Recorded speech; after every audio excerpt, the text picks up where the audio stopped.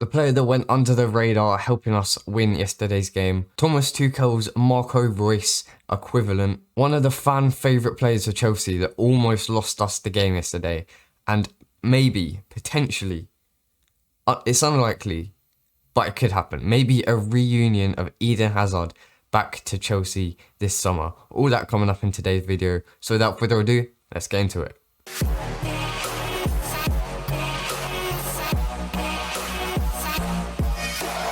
Hello guys, welcome back to another video, starting off with the 24-year-old Danish Maldini. Nobody was happy when Thiago Silva pulled his hamstring, trying to do like a little sort of bicycle kick clearance. It was a very good clearance, I think Vinicius might have been through on goal if he didn't make that clearance, but he did end up pulling his hamstring, and ultimately I don't think that was particularly worth it. We're still not 100% sure when he will be back from injury, but when I saw Christensen warming up, like obviously Zuma had a little twinge, meaning he couldn't play yesterday. When I saw Christensen warming up, I just had a little tiny feeling that he might like slip over or something, let Spurs down the pitch and score, and end up drawing or losing to Spurs. But ultimately, he had a brilliant game. At the end of the day, it was a brilliant performance from the Danish international. He's 24, he's come through the Chelsea ranks. He was on loan at Borussia Mönchengladbach for a while. Chelsea have still kept hold of him, put their trust in him, despite the fact that him not really being able to establish himself ever as a first team starter week in, week out. He was brought on after 35 minutes when Thiago Silva obviously limped off, and he played very well. With Kurt Zuma's absence, there was not a single, or Thiago Silva's 6 foot, Azpilicueta's 5'11", I think Rudiger's like 6'2", 6'3", but he's not particularly aerial, he's not an aerial danger. He's not going to score from headers from a corner, I don't think, not as good as Zuma, and I don't think I can't ever back Rudiger. If there's like a one-on-one, I'm not putting my trust in him. But like Thiago Silva as Azpilicueta, I believe that they'll tackle him. But Andreas Christensen, obviously, he's massive. He's like 6'4", I think. Might be a bit shorter than that. But anyway, he was winning every aerial duel. And maybe apart from a few, that Serge Aurier had a good header that should have gone in, really. And Vinicius definitely should have scored towards the end, bringing the game level. But ultimately, Chelsea won the game, and it was a very good performance from the boys in blue. So secondly, Thomas Tuchel really established himself as a tactical mastermind after his success at Borussia Dortmund, and he had a very good attack at Dortmund. Up front, spearheading the attack, he had Pierre-Emerick Aubameyang, obviously pacey, also good in the air, very good striker, obviously plays at Arsenal now. On the left, he had Christian Pulisic, who obviously plays at Chelsea now. On the right, they had Ousmane Dembele, who's at Barcelona but has been linked to Chelsea as of recently. And in the middle number 10 role, he had none other than Marco Reus. He's been very injury prone, Marco Reus, throughout his career, but he's one of the only players that has had a very good success at Borussia Dortmund and not actually left for big bucks. Borussia Dortmund always tend to sell their bigger players. Aubameyang, Ousmane Dembele, Pulisic, they were open to sell Sancho in the summer for £100 million, but Man United didn't want to spend that much. And it looks like they're open to sell Haaland as well, their best player yet again, to Manchester City. Very quickly, we'll talk about that in a second. But new Chelsea manager Thomas Tuchel looks like he's found his own Marco Reus in Mason Mount. They're similar height, they've got good pace, both of them. They've both got a good shot on them, they both can look for a pass, and they're both good at driving forwards. And they're both similar players, and Tuchel can maybe potentially develop Mason Mount into the player that Marco Reus could have been if it wasn't for his career. He had a few career-threatening injuries. He's back now, but he's always not been. He was in a vicious circle of injuries, which is not good for any professional football player. This is bad everywhere.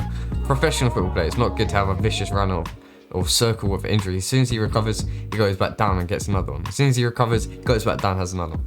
But Mason Mount, he's yet in 2 seasons playing almost every game. He's yet to have an injury, maybe meaning that he's a bit tougher, maybe he's built a little bit differently to Marco Reus. But hopefully Tuchel can lead Mason Mount to things that he could only dream of as a child, like being one of the best players in the world. And at the age of 22, the sky is his limit. Like I said, I'm gonna quickly mention Erling Haaland. I'm not gonna put him in the title or the thumbnail just because I think I've kind of rinsed that a little bit too much recently. Manchester City have reportedly said publicly that they're ready to beat any offer that anyone else offers for Borussia Dortmund this summer and use him as a long-term replacement for Sergio Aguero, and they're happy to pay upwards £100 million, which I don't know if that's what Chelsea were happy to offer, but I still think Chelsea could be in for the running, but I still don't really see Haaland joining Chelsea at the end of the day. So one of the best players in the world as of recently in the last few years, he's been one of the best midfielders. He almost single-handedly, with the help of Riyad Mahrez and Jamie Vardy, those three were very, very key and significant in the magical run that Leicester managed to win the Premier League title. Chelsea snapped up N'Golo Kante, Man City snapped up Riyad Mahrez. Jamie Vardy stayed true to the club that brought him to the Premier League, and he's still been really good. Riyad Mahrez has developed further, I think, and N'Golo Kante has also developed further. But after a few injuries in the last year, I'd say ever since that Europa League final, when we beat Arsenal, he was drugged up, made numb, so that he could play in the final against Arsenal. We won in the end 4-1, but ever since that Europa League final, he's never been the same. I just don't think he's ever been the same. He's had a few injuries here and there. He obviously pulled his hamstring against Manchester City, and yesterday in the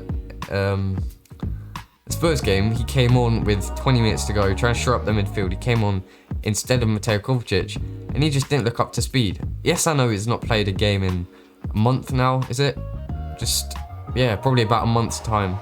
He hasn't played a game, but Mateo Kovacic was way better defensively than Kante and going forwards, and he made a few lackluster mistakes, a few just lapses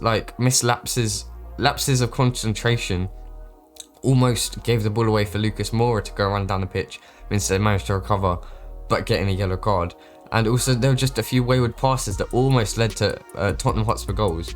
And I think if he, in that Manchester City game when he got injured, he single-handedly gave the De Bruyne goal away. He just randomly hit it forwards. It hit one of the Man City players. Raheem Sterling was able to counter. But Kante, I think he needs to develop further. He's only just come back from injury, but that was a bit of a shaky performance. And considering he's been one of the best players for Chelsea in the last 5 years, I'd say, it's a little bit worrying. Hopefully he can get his mojo back soon though. So talking about the best Chelsea players in the last 5 years, Eden Hazard is definitely up there. In the last 5 years, last 10 years, he joined in 2012, left in 2019, I think. Anyway, Eden Hazard obviously joined Real Madrid for I think £90 million, but add-ons going all the way up to 150 million, which is massive. It's huge. And ever since he's joined Real Madrid, he's never been able to capture his form that he had at Chelsea, running at defenders like the way he used to, scoring, shooting. It's just not been, it's not the real Eden Hazard. I don't know if they just like DNA duplicated him, sent that duplication off to Madrid, and obviously he's had a lot of injuries. He's been in, similarly to N'Golo Kante and Marco Reus, they've been in a vicious circle of injuries. And Eden Hazard has just been diagnosed with another muscle tear earlier this week, and is set to miss another month, just starting 6 La Liga games this season. He was finally looking like he could capture his form that he had at Chelsea, running at defenders, being so good for them, and it looks like it looks like he could be able to do that for Real Madrid in the future. But after another injury, I don't know, Real Madrid, what are they gonna do? Are they gonna sell him? Are they gonna loan him out, try and get him fit again? They're gonna give him some first team football, just maybe. He's 30 now, so his value has obviously dropped definitely less than that £90 million that Chelsea sold him to Real Madrid for. So they couldn't make a profit on him. But Chelsea are reportedly looking to maybe bring the Belgian back to Stamford Bridge for a price of about half the £90 million. So maybe £45-50 million is the price that Chelsea are looking to sign Eden Hazard. I don't think this is a definite case. I don't think, there's only a few stories about it, and it's a Spanish one. Defensa Central are reporting it. I'm not sure if this would be able to happen, but if it is, if it's a true story and Chelsea are trying to look at signing, re-signing Eden Hazard for Chelsea, surely he can definitely add to our attack. And in that number 10 role, maybe as a winger, if Tuchel does decide to go out with wingers, it could be perfect. I'd love to see Eden Hazard back at the bridge. Comment down below what you think. That is all for today. Thank you very much for watching. Comment your thoughts on today's stories. Make sure you like the video if you enjoyed it. Subscribe if you're new around here. Thank you very much for watching, and goodbye.